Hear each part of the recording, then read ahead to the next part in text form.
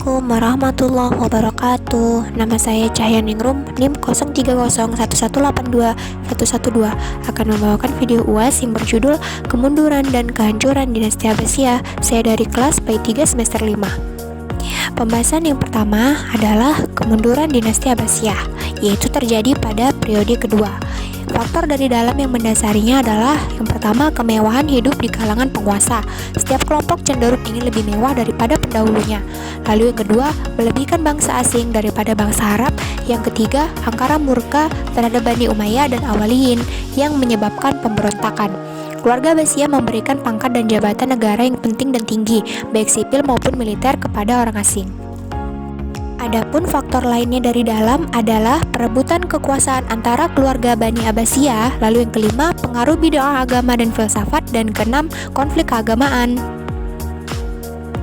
Faktor dari luar yang mempengaruhi kemunduran dinasti Abbasiyah adalah banyaknya pemberontakan. Yang kedua, bencana bangsa Turki.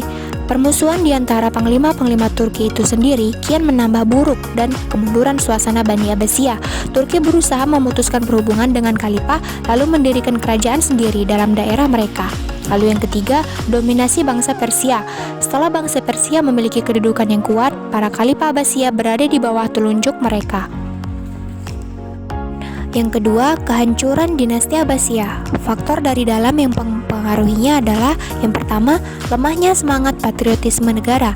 Yang kedua, hilangnya sifat amanah.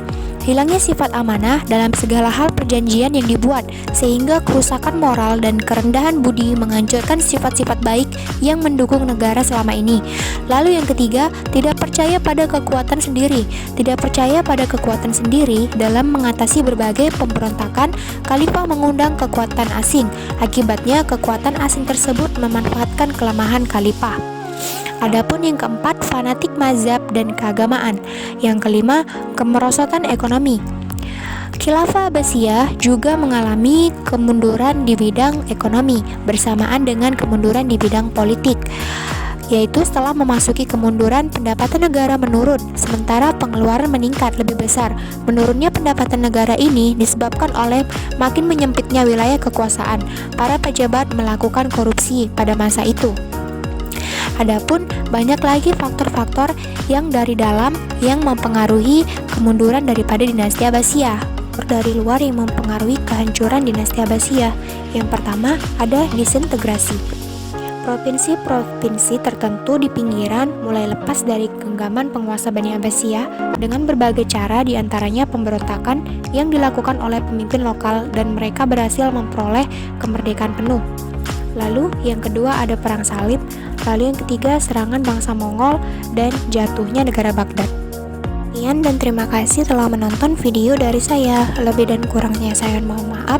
Saya mengundurkan diri. Wabillahi taufiq wal hidayah. Wassalamualaikum warahmatullahi wabarakatuh.